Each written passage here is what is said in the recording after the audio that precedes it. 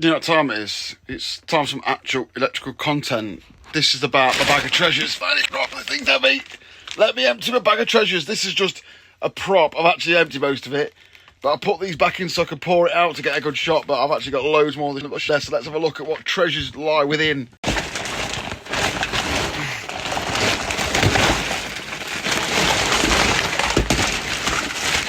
Treasures! They've managed to go for that shit. Right then, let's identify some of this and I'll tell you why. Right, let's pick something out and we'll go through it, yeah? Now, I appreciate this could be a bit boring for some people who know what they're doing. If you know what you're doing and you follow me, you might not be for you, but some people are probably here, don't know fuck all. So first of all, we'll pick out something random. Let's pick that out. There you go. That.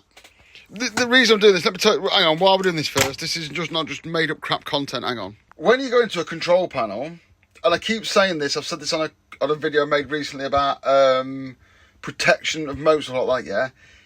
It's not one big fuck-off circuit. It's loads and loads of layers. So when you have a fault, if you can identify which layer it's on, that's going to make stuff much easier. For example, down here, you'd have all the mains. L1, L2, L3 and neutral distributed around. Now, something like this, which is an Ethernet switch, won't have mains voltage going into it. So if you've got a problem with your internet, or the network in it, it could be this, but it won't be L1, L2, L3. Likewise, if you lost the phase on L1, there's no point in you going to this device. So knowing what those layers are, and when you undo the control panel, be able to look at components and identify what they are and what they do, will help massively reduce the amount of work you've got in that control panel. So I'm just going to go through this mess I've got here, look at some bits and bobs and just identify some components. I don't know what some of these are. So I'll just pick them out, I'll pick one of each thing. I won't like say do the same thing 10 times. There's a couple of us know what they are, we have to Google it. Let's just drag some stuff out and go over it. Some of it's going to be dead fucking basic. You're going to know what that is. Some of it is going to be, we're going to have to Google it on the computer. I don't know if you've heard of them, they're going to be big. So let's have a look at some really basic things. Also, some things aren't what they seem. Like someone might say that's an overload. So if you ordered that, you might say it's an overload. Well, let's look at this one first. It's easy, it's an overload, yeah? But there's a little bit more to it than that, and I'll show you why. Right then, this is an overload for a motor, or indeed just 3 phases. Thermal and magnetic, made by Eaton. Let's go through it in silly things. Made by Eaton. PKZMO4T. And then some massive code. It's got a range, you can see there, of 2.5 amps. Oh, focus, you bastard. 2.5 amps to 4 amps. By adjusting the wheel. I've got a whole video on motor protection like that. So you can just, it's got a test button there. See if that works. Turn it on. Will it test? Yes, it will. So it's got a test feature. Now, you'd be forgiven to think it's a couple of overloads, which it is. But up here, this bar and this, they're different parts. So what's happening is, that is a buzz bar that can link 2 overloads like that. And that is called a tap-on block. So that is where the cables go into the tap-on block to get the power to these. And this buzz bar moves it across in the same orientation, L1, L2, L3 to these. So if one of those, if that was broke, so if this was broken and you reordered one, now normally if it's just cables going, you could pick any one. But because it's got this buzz bar in, you need to get this particular one, or one with the same profile, or the one where these are the same distance apart. Because I assure you the pitch, which is the difference between the screws of this, is totally different to, say, a GV2 telemechanique one. They won't fit. So if you're ordering a like-for-like swap, you need to be ready to put some bits of cables across here to replace all this shit, or buy the same one. So yeah, it's an overload, a feed-on block they call them, tap-on block, and then a bit of buzz bar. I've just noticed, well, that's an Eaton device, but that's a Siemens buzz bar. Don't know if they're compatible or what, but, or if they're made by the same people, and that's a bit of a scam, but yeah. Overload, nice simple one. Right, let's get all the overloads out of the way. I've got to take all the cables out of these one as well, so I'll do that now. Next item, we'll go for a contactor. There's a contactor. That is a contactor. That's not a contactor. That bit on top is an auxiliary block. Again, I've covered that in a video on YouTube before. That is a mechanical switch connected to the contactor. And I'll just briefly show the contactor because I've got whole videos on contactors. So let me take the contact block off and we'll look at the contactor separately. I'll just do a little brief rundown on this because this will just be a guide to control panel components, or what ones I've got here at least. There's a contactor. On the Eaton ones, it slides off sideways. I know it does because I paused the video to do it so it doesn't look like a twat. It slides off sideways. Oh, fuck off. It slides off sideways. Fuck you, you fucking cunt. Slides off sideways, as you can see, comes off very easily. This is a true contactor. L1, L2, L3, they're your power terminals. A normally open auxiliary terminal, that is not rated the same as the power ones. And then the coil A1, A2 at 24 volts DC. When you put 24 volts DC in, it switches. And when that switch switches, it also pulls the switch on this down. Yeah, I've got old videos on contactors. They're called motor protection videos, and the ones were about normally open, normally closed, got contacts on them, so I'm not going to take it apart. Go and watch me the videos, dickhead, on YouTube. A breaker, a single pole, C10. I'm not reinventing the wheel here, people. One of the two best videos I've seen for breakers are, one, John Ward on YouTube has got a load of things about brakes on his YouTube video where he talks about the curves, the C's, the D's, the B's, the type 1s, type 2s and all that. And also, John from Faultless, I think it's on his YouTube, but it's on Instagram. I'll put it on, but if you go on John from Faultless's YouTube, he's got a really good video about 20 minutes long, I think, about what numbers on breakers mean in that. It's absolutely brilliant, and it covers all the breakers, not just control panel breakers, all your old school ones. If it's on YouTube, I'll link it. If not, go and follow him and mess him, go, where's that video about breakers, because it covers all the shit. So I'm not going to cover these because I don't reinvent wheels, although that's pretty much what I do for a job. So, but yeah, those people know more about me. The John Ward video and the John from Faultless one are brilliant. Go and watch them. Couple of things now to pull out in pairs. One of them's this one, and one of them's this one. They're not dissimilar, although this one is physically bigger because it's got physically bigger fuse sizes in. However, this is the more traditional one you'd find in the UK. This looks like a breaker, as you'd imagine, but it's actually a double pole fuse. And you'll see it says, focus your fuck, 10B38. Because in here, when you pull this open like this, you will find a fuse that looks like this. It's called a 10B38 because it's 10mm, be 38mm. This one's a 10 amp. I think 10B38's got up to about 25, maybe even 32. You'll find these in single pole, double pole, triple pole, quad ones, and they just hold these fuses. This is traditionally the more British fuse that we'd expect to see in the control panel. So when you find a 10B38, you use that. It is not uncommon to pull one of these out and find it's a 10B38 piece of metal tube. Copper, I'll never find that again. Copper or tin copper, but it's common to pull out a piece of tube. That is not a fault all the time. Do you think someone randomly found a 10B38 piece of tube? Often, these can be used as switch disconnectors. So you can pull it out and take the tubes out. They can be used as just an isolator if you want. There's no problem with that. You'll see it's got a hole through there for locking off look. So they can be used with metal links just for isolation. Also, it's quite common to find a neutral is a solid link. So be aware, you can make yourself very stupid by saying, why has it got bits of bar in it?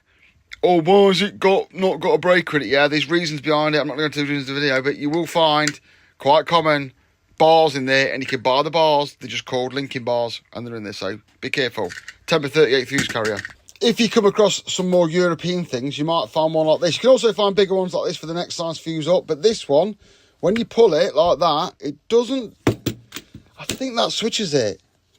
That's a switch function, I think. Let me check that. Let me get a meter out and check that. I believe that to be a switch function. I will prove that now, 1 second. Guess what? It absolutely is a switch. Now, I only realised that because it's got that mechanicalness you'd associate with the switch, but a lot of people might think that's just a plastic cover to cover the fuses and leave it open and wonder why it's not working. But yeah, that is a disconnector. That is actually a fuse disconnector. And then in here, because I did say it was more European, you'll have these, and within there you'll find a funny looking fuse like this. People shit themselves when they find these. These are called bottle fuses. Very common in the rest of Europe, but not really in the UK. If you have got anything that keeps bottle fuses in, you can convert it. These are directly convertible to that style of fuse, the British, like the cartridge fuse, the 10B38 and its friends. However, these are quite easy to get hold of. They're not expensive. They have little striker pins in them and stuff like that as well. See where it's gone. So yeah, don't bother. Back in the day, we used to swap these out for a UK equivalent. Now we just keep bottle fuses as stock. So yeah, basically bottle fuse, although they're physically different in their shape, they do have the same characteristics as the same fuse. So on here, it'll say something. I hate the focus on this camera. See, that is a GL/GG. That's a general fuse. So you can quite easily get a 10B38 in a 25 amp actually that has the same characteristics as fuse. So if that was a bit of a pain in the arse to have, I don't know, say you only had one of them on site, you could easily go and get a 10B38 carrier like that and swap it out if you wanted to. But bear in mind the guarantee stuff, and that just nicely goes in there like that. And obviously when you put that in as well, you're safe. And then when you lock it down, bosh. So yeah, there you go. Something you might not have seen or might not expect that to be a fuse carrier. That is a switch disconnector, not just a fuse carrier. We'll pick something a bit off the wall. Let's get one of these. I don't know what this is. It's let's see if we can work out what it is, because sometimes you're in a panel like, what the fuck is that? So it's got a K number, so it's some sort of protective device, I imagine. A Spangus relay, so it's a relay of some description. What we got? A1, A2 will be the power in. Yeah, then we've got some contacts, K1 and K2. They're normally open contacts, normally closed contacts. 2 relay contacts, basically. That's an LCD display, isn't it? And then at the bottom we've got NO, neg, NC, L1. I don't know what this is. Some sort of relay. It's sensing something. No, we're going to have to Google it. Let me Google it. I'll come back to you and tell you what it does. It's a phase monitoring relay. So in the bottom, you'll see these L1, L2, and L3 to the L1, L2, L3 terminals. And it looks at those voltages between and on the phases. It has a power supply to operate it. And it has some relay contacts to signify things out. On E, you get a digital voltage display. And you can say if it goes below, say, 401 volts or above 416 volts or whatever you program it as, it'll turn off and it'll detect phase losses, phase imbalances, blah, blah, blah. Basically looks at the phases, voltage, and then whatever you tell it to do, however you tell it to work within its parameters, it'll just, when they go out of or into or something happens to them, it'll activate these contacts to trip. So, for example, you could say if L1, L2 and L3 aren't present in the UK nominal voltage range of 218 to 253, trip. And it might have like a pre-trip and then an actual trip. So, for example, you could have, say it was looking at L1 and it detected that it dropped below 225 volts. You could have a pre-warning and then you could have a secondary warning. So like that. It's quite advanced what it does. It's not just a normal phase relay. It's quite an advanced one. There seems to be a lot of them in this box, so maybe we'll get some 3-phase in the go and put them for its pace. But tonight we're just looking at how we identify things in panels, and that was just a simple Google search. In fact, all I had to Google search was SW32V, and it came with the full instructions, so that's it. I'm back in the garage. I'm just going to finish off this pile of shit. I've always done it all, look, I've done a lot of this, but then someone messaged me and says, you know that? Power it up and show them what it does. Well, I don't know if I can because I got 3-phase in the garage, but I'll tell you what, I'll pick up where I left off last time and I'll power this up and see what it does. But first, I'm just going to thin the bench out by like, there's 2 of these. So I'm just going to get rid of the doubles and just leave what we've got left to look at on the bench. So let's get rid of this big daft power supply and leave one of them and get some stuff shifted. And we'll power this up. And maybe a few other bits might be worth powering up as well. Nothing over there needs powering up, but we will power up this. So let's have a fist through and we may do that at the end. Right, I've de-wired everything unless the wires offer some solution as to what's going off. And that's all the gear I've recovered. So thank you very much to my old apprentice for getting me all that so I can use it for training. Right, then this thing. This is a phase monitoring relay. I ain't got 3-phase put in it, but someone asked me to turn it on, so I'm going to stick 24 volt and then come back to you. I believe it's 24 volt on the control side. Yeah, A1, A2, 24 to 240 volt lock. So let's stick 24 volts and see what happens. Wrong! This is not a phase relay. Because when I went to look at putting maybe a single phase into it, I was like, there isn't one. Because this is the FR1000. And this one that I showed the video earlier is the SW32V. This is a phase relay. This is a frequency relay. So this must look at frequencies and decide whether to alarm them or not. It's saying nothing at the minute. If we flick across, oh, there's an alarm. No, nothing. That's just doing no. Let's go down the menus. Oh, the input is on U1 and U2. All right. Sun, don't know what that means. Alarm 1. Alarm 1 at 47.49 hertz, I bet that is. Alarm 2 at 47 hertz. Don't know what that means. Yeah. It's a frequency relay, so that looks for... So I'm guessing, if you look there, the relay's engaged on K1. I'm guessing it's alarming because the frequency's not that. The frequency's fuck all, so there's nothing in it. So I'm guessing that's going to alarm mode. So that is a frequency relay. That'll be designed to look at the top end and lower end of a frequency. An alarm, maybe like a first stage, a second stage, and other odds and sods to do with frequency. Might get the book out on that, do a bigger video on that at a later date. But yeah, it's a frequency relay. Frequency, that means something. That must mean frequency and something. I'll Google that, hang on. That's a frequency and speed monitoring relay, because the Germans have loads of combined words. That's speed monitoring relay, all in one word. The Germans love doing that. They have loads of words, like for loads of words that we would use as single words that are massive one-worders. It also takes a frequency and converts it to 4 to 20 milliamp.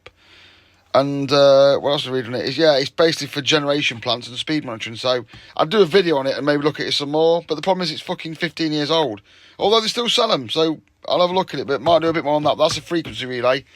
This is a phase monitoring relay. I'll have a look at that one now. I'll power it up because people say, power it up, do that. So this one's looking at voltage. So I powered it up, look, it's there. So you've got your pos and neg in on the massive voltage range it's got. There's your output contacts, K1 and K2. There's some bits there normally closed, L1, L2, L3, and some NCs for some reason. I don't know why. Unless they're the negatives. Let's come on to the negatives as well. Don't know. But anyway, what it's telling me on here is it's saying U is low. The voltage is low. Yeah, the voltage is fucking low, mate, because there isn't any.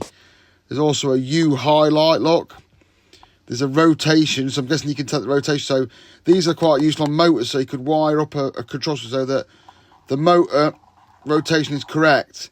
And if you accidentally put, like, say it's a mobile unit with a plug on, if you plug it into something that's not got the right phase rotation, the phase rotation error light will light, it will engage contact and the equipment won't work.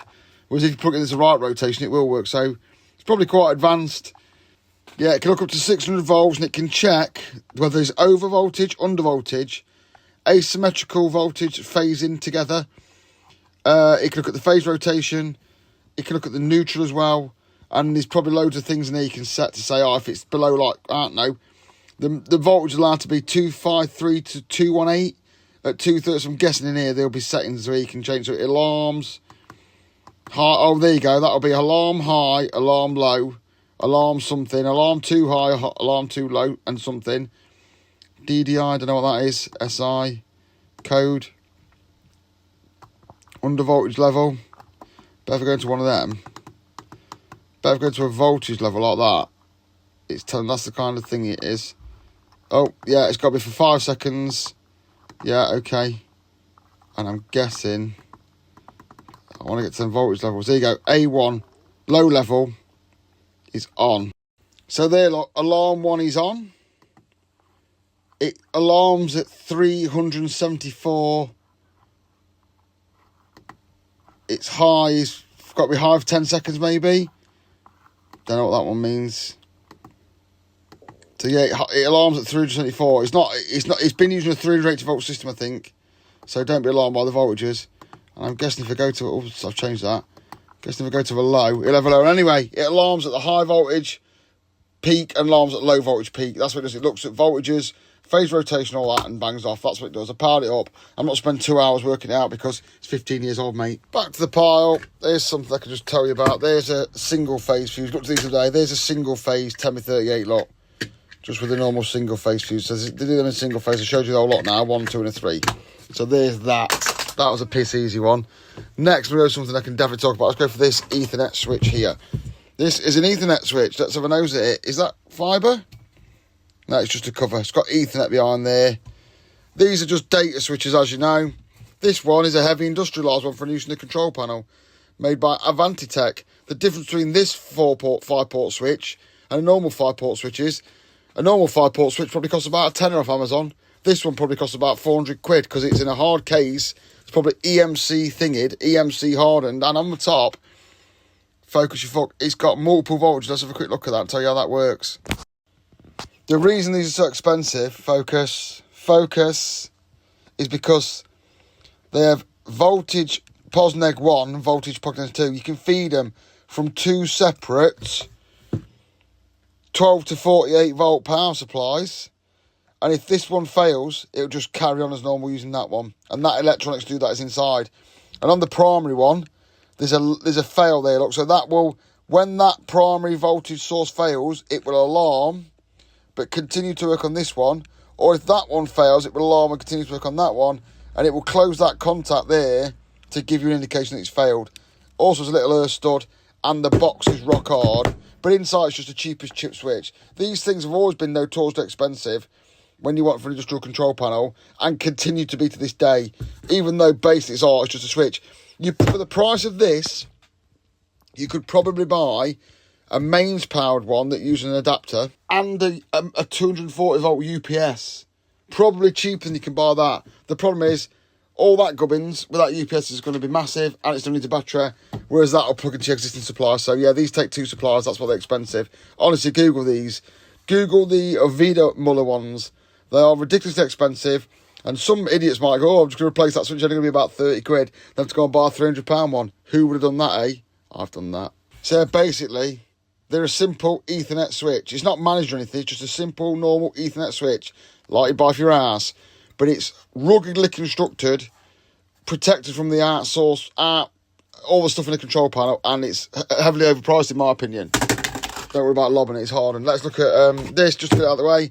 This is an overload block as I've shown, but the interesting thing was, which I haven't shown in the video, I haven't had one yet, this one's got an auxiliary block that goes on the side. So it's normally open, normally closed auxiliary block that mounts on the side. So when you switch that, it operates those contacts. A lot of the ones I've shown previously, the auxiliary block's here. This does not have a feature for that, it's just a side mount auxiliary block, and I'll show you how that works. So I've whipped it off the side. You can't stack these, you can only put one on. Look, there's not another hole there, so you can only stick one on. On there, look, you'll see this little mechanical cam. You'll see there's a little mechanical cam. That's in the on position in a minute. Watch that as I flick it. See how it's at 2 o'clock maybe. And now it's moved across. And that'd operate that and operate it. You have to be careful with these because you can break them, because they only go on in the rightful position. So this one is at that across way, look, and that's the cross way. So that'll go back together. If you accidentally turn it on, this applies with all of them. If you turn it on so that it's not in that position like that, and try and ram that together, you will ram that together until you break it, because they're not in the same position. So make sure they're in the position where they can be connected, which is there. Slide them on and click it in. There you go, side mount auxiliary block, and the life hack for sticking them on the side. I've seen people try to ram them on the side for days, not realising that's to be in the opposition to do it. So on the par we go. Right, we'll do one more thing tonight. Let's pick something to know about. Let's not pick something too boring. A meter, an energy meter. Here we go, let's have a look at this barrier. It's the Socomec Dirius A40. I think they still make these now, they're an absolute classic. And it's fitted with a Modbus communication module. But other than that, there's not much going off. In fact, it's got the ideal amount of wires for me to show you. So yeah, let me tell you about a Socomec Dirius A40. Here we go, hold on to your hats. This is an energy meter. I'm doing an energy meter job soon, so there'll be more about energy meters coming up, and I'll probably do a full video on it. But this is a Dirius A40, quite an advanced meter, capable of measuring loads of parameters. I think this one even does harmonics, these A40s. But it'll do the voltage per phase, the current per phase, the current over the 3 phases, the voltage over the 3 phases, frequency, amps, peak, and all that bollocks. All the meter stuff you want, it'll be on here. Look, like there's a temperature thing, current, voltage, frequency, power factor, max and averages. That is, don't know what H, don't know what it is. I'll tell you what, probably be able to power this up. Let me power it up. 1 second, wait there. In fact, before I power it up, I'll just show you, look, that it takes a voltage from L1, L2 and L3. Then it takes a set of CTs from L1, L2 and L3. And it has an auxiliary supply, so it works when the power's off. It's not powered by its own voltage. It does not get half its own supply. So if I chuck 24 volts in here, these are blue, we might be able to power this up. That's a Modbus communication module. It's got RS485 cable in it. You can get these just plug off. I've unscrewed that screw. These just pull off. And you can get like an Ethernet one, a Modbus one, an RS485 one, a Profibus one. They do loads of different ways of communicating. But a lot of them don't have that. That's the first time I've seen one for a very, very long time. That's quite an expensive addition. So yeah, that will send all the parameters that are in here, all the numbers that are in here, it'll just chuck them all onto Modbus so you can look at them on a computer. That's what that is anyway. Let's get these out and power it up. I'm assuming it's 24 volts. Colours are right. Let me bang 24 volts and see if it blows up right there. Also, I just noticed that there's this module here. Look, that's where the module plugs on, just to 4. I never looked at one of these and then I realised beneath here is another one. You can literally plug like loads of modules onto this. I think they do like a relay module, which is why you might want some control. But fuck knows why you want 4. Maybe it's just why they make them, but I've never even seen more than... Well, I've never seen more than 1 on, never mind 4. That's a exotic lot of things you might want to have there. They might be for VTs, something, I don't know, but there's quite a lot of... This is a very capable meter. Even today, this is a very capable meter, this A40. Let's power up and see what happens. Just a quick note about me as well, yeah. So it takes the voltage in, the 3 phases in, and then there's a CT, a current transformer, on each phase, and that's all it's got. It's got an auxiliary supply, which powers it, the phasers and the CTs, and every other thing in there that you see, the current, the voltage, the frequency, that is all measured, but most of it's maths. Obviously, it'll measure the frequency inside, measure the power factor, but most of what goes off in here that you're displaying in there, like the kilowatts, it doesn't measure kilowatts, it measures current amps, and does the maths in here. Let's see what maths it's got inside it. Wising. Stand by. Oh! Power up. See what it says, got the glare off. Oh, it's worked. It's worker. Oh, no current. There you go. There's the current screen, which isn't any because it's not connected. The volt screen, is that going to go to? Oh, yeah, U for volts and frequency. P, the power and the power factor, is it? Max. So the max voltage ever read is 273. Oh, there you go. Just all the details that are in it. There's not really a lot on it. Let's go to H. What's H? Yeah, according to that, it's been running for 100962, 10,962 hours it's run for. That's a fucking long time. And in that time, it's generated, is that 232,743 kilowatt hours, I think that says. You read that, tell me I might have got it wrong, but yeah, it's generated a lot of energy. It's also used a bit of energy as well, because there's a negative there, which will be the way around it's generated. But yeah, the information's still in there. I think I'll probably have to raise that. I might do a bit more of a video on this because it's quite a common meter to use, so maybe we'll look at that in the future, but it works anyway. There you go, some information out of it. Just going to do this one brief. This is a HMI human machine interface. It's just a touchscreen little tablet, but what is incredible is this is from like 15 years ago. This predates iPads. You can get an iPad with this now cheap. An industrial touchscreen that does this will still be reasonably cost effective nowadays. They're probably a few £100. Back when this was knocked out 15 years ago, to get a HMI touchscreen like this, you'd be speaking about thousands and thousands of pounds. This would have probably cost £2 or £3 grand, something like that. I don't know if I'm going to be able to use it. I don't know if I'm going to be able to get the software for it. Don't know what date it's from really. There's no date code on it as such, but I think it's from about 12 years ago. However, that's not just an HMI. That is not just an HMI. Looking at the back of it, with its Ethernet ports, USB ports, serial port, and SD card holder, I reckon that's a little computer. I reckon that's a microcomputer. I've put the voltage in. Join me as I turn it on and see what it actually is. One thing I will guarantee, knowing about these touchscreens from this era, is if it is a little PC, which I think it is, SD card, probably, oh, there's a reset button there or something as well. I guarantee it thinks it's a PDA. If you don't know what a PDA is, there'll be a picture of one here on YouTube now, or let's Google this on Instagram, but I guarantee it thinks it's a PDA, or it's running something shitty like Windows CE, which was a absolutely ripped back version of Windows. Power on. Oh, is that the blue screen of death? That's the bootloader. Bootloader. Is it going to think it's a computer? Want to run out of film? Oh, yep, it thinks it's on Windows. Start.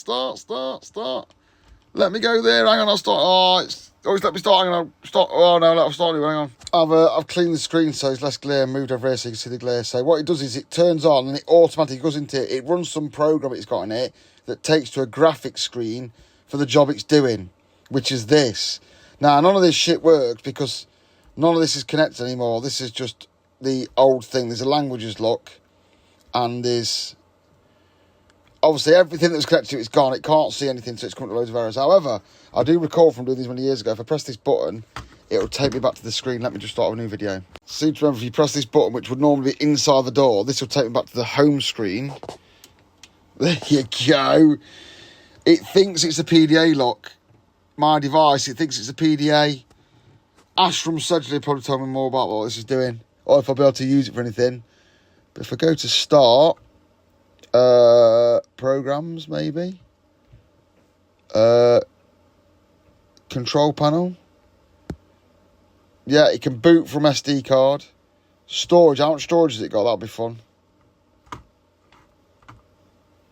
Fucking hell, retro.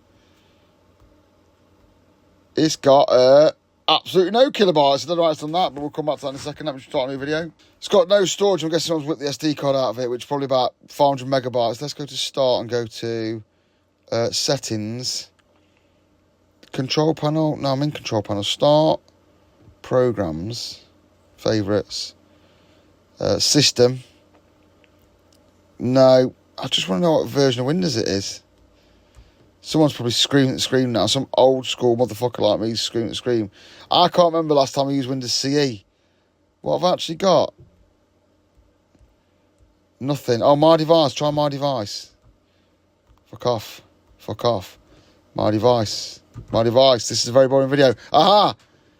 Let's see what I can find. Hang on. Control panel. System. I think this is Windows CE, which is based on Windows 95.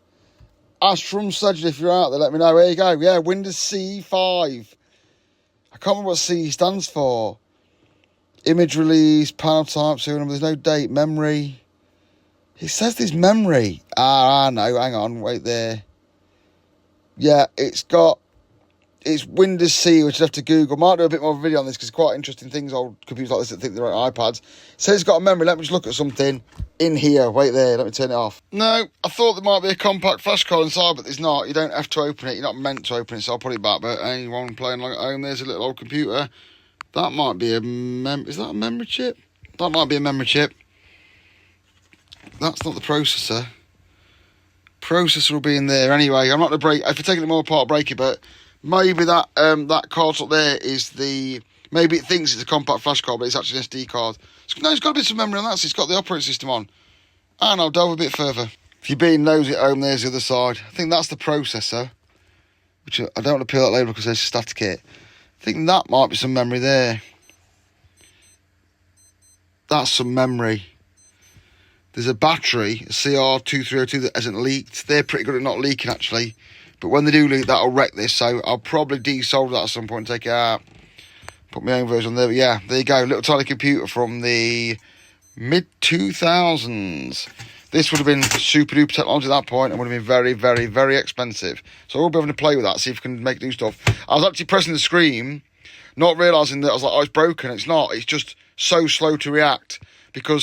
Not because it's got such low memory, because at this time, computers were so slow to react. On my new computers, I could just do stuff I can edit 4K video rapid. But on something like this, when you press start, enter, you have to wait a few seconds for it to do it. That's what computers like for 2000s. You used to think they were great, but they were shit. Anyway, that's it for tonight on the little exploration into parts for a control panel. I'll come back to a few of these.